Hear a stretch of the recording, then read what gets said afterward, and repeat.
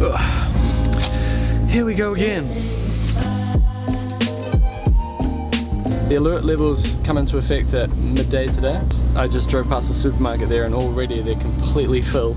Totally understand why people are nervous as well, because nobody wants to do this again.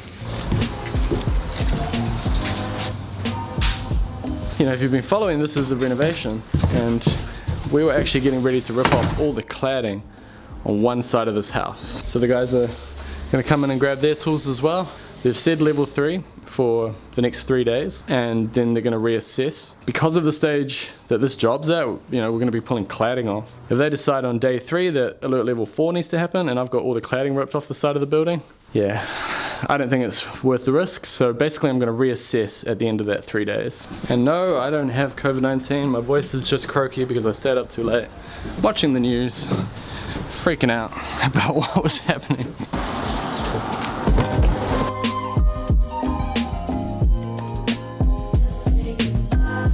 How you feeling, buddy? Lockdown level 3. Let's take a break. Wait, where's my measuring tape? Oh bro, good to see you. What tape measures this? It's the Lufkin. But it's the... It's got the inch and metric on it. I was thinking it's got the same end as mine. It's pretty cool, eh? Yeah. Okay. Right. Yeah, it's a safe distance. It's... Yeah, Yep, just I feel pretty safe on this side. keep to that. Okay. Did you wash your hands? Yeah. I'm not touching that tape measure. Scared. Oh no. Little nervous. It's alright. That might lose.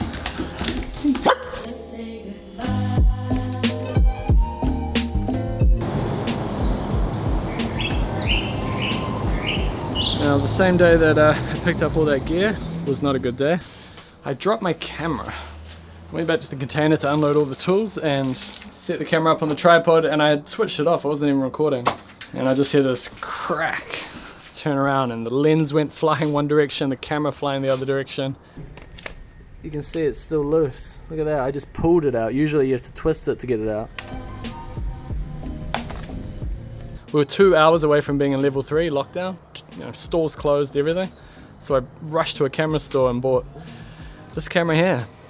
So put a little shot of it if you're interested in cameras. It was a panic day, and I think it was the fear of the unknown. You know, we knew what level 3 was, but it wasn't very clear where the builders could go back. The funny thing about this lockdown is it's only in Auckland. In the rest of New Zealand, it's level 2. Therefore, they've put police checkpoints all around Auckland. So if I try to leave or if somebody tries to come here, yeah, the police will stop you. So.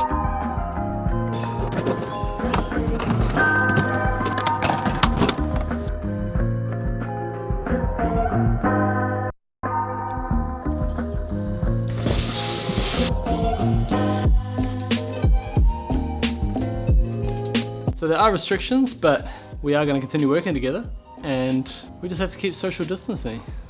Lens, everything broken. Just came down, bang, that's it. One of the first things we got to do is take this big bay window out. We're just going to cut it in half.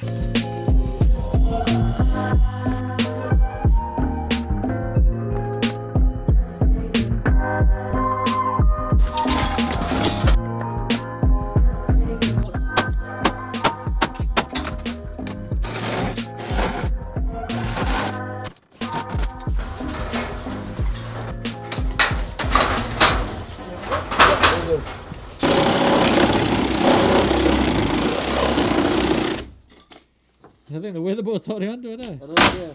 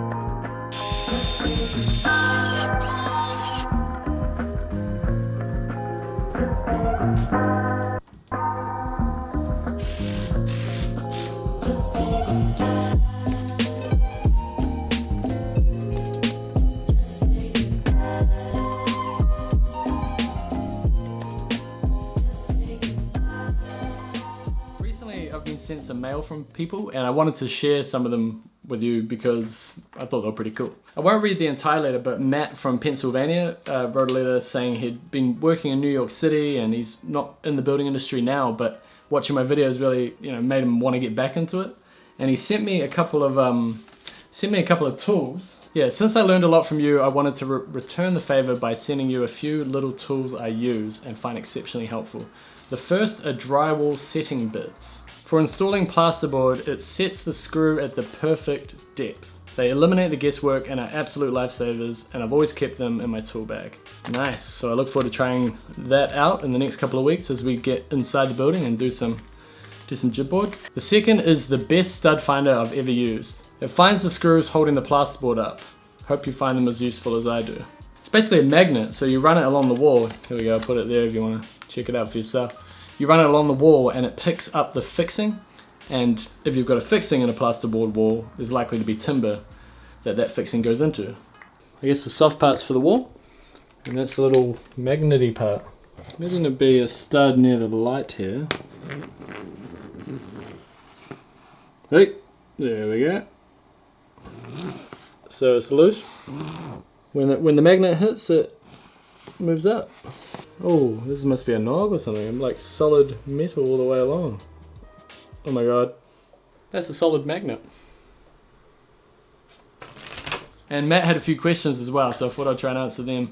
Just run through it quickly. Have you ever driven on the right side of the road? No. Have you ever pulled up to the wrong storage locker? They're numbered, but they do look identical. Why does your van have extra mirrors front and rear? Extra mirrors. There's one on the back, and I think that's so when you look into the rearview mirror, you see that mirror, and you know whether you're going to back into a wall or something. But then there's two on the passenger's side. One's for the side of your van, and one's for the front. Again, so you don't drive into a wall. Why do you nail down tile underlay instead of using screws? I've always done it. Yeah, I don't know why. Are there no basements in New Zealand? All the houses you've filmed and none have basements. Is that due to earthquake code? There are basements in New Zealand, I just haven't filmed myself working in one. Shortly before I started my channel, I lined the bottom of this basement, so just missed it. Awesome, Matt. Thank you very much for sending me that stuff. I look forward to using it. Now, this one here is from a guy called Ross in Victoria, Australia. I hope you're doing well in Victoria, mate. Staying safe. An oldie but a goodie, perhaps for the van. It's a bit late to make your corporate colours maroon and white, perhaps. Now, if you don't know, if you're in Scotland, you'll know. That is the Hearts of Midlothian. I'd say 80% of my family support this football team, and the other 20% support the team that this team hates the most. This is like a smelly thing for your van. You hang it on the... Thank you very much, Ross. That's awesome. My uncles will be very proud, although some of them won't. Alright, the last one is particularly cool. This is from Finlay, age 10, in Dorset, in the UK. To Scott. Hello Scott, I love your videos. If I had to choose what YouTuber I watch, it would be you, because I think you're the best. The reason why I like to watch your videos is because it's awesome to see different countries use the same and different tricks. I agree. I see you like Makita. I like it too, but I've only used the drill. It worked well. I think they're the best, but I can't say anything, but it works. But I need to say to myself, sometimes it's just the name you're paying for. How do you like your impact driver? It's good. I like to do some DIY. Do you think it would be worth buying it? I love to receive a handwritten letter. Also, please say in a video so I know when you've got this letter and when you get the mail. It may be a little while because we are decorating. Thank you, Scott, from Finlay, age 10. And he's signed it. Thank you very much, Finlay, for the awesome drawing as well. Scott, Brown Carpentry. We've got the dimensions up there as well. 30 millimeters. And Finlay also included photos of him building, printed photos of him building. He's got the handsaw out there, drilling away. I love this, Finlay, this is great. Look at that. What do you got there? Oh yeah, jigsaw, is it? Jigsaw, cutting up old, is that like pallets or something? Oh yeah, you got a little tool pouch there. Oh, you made a workbench. I assume it's a workbench, maybe I'm wrong. Looks like you're building like a deck, is it? This is awesome, Finlay. This is awesome, man. Got the drop saw out there as well. Good job, Finlay. thank you very much for writing me, and everyone who sends me stuff. It's awesome seeing how many people enjoy the videos and the fact that they're from all over the world. So thanks for watching. Catch you guys on the next exciting episode.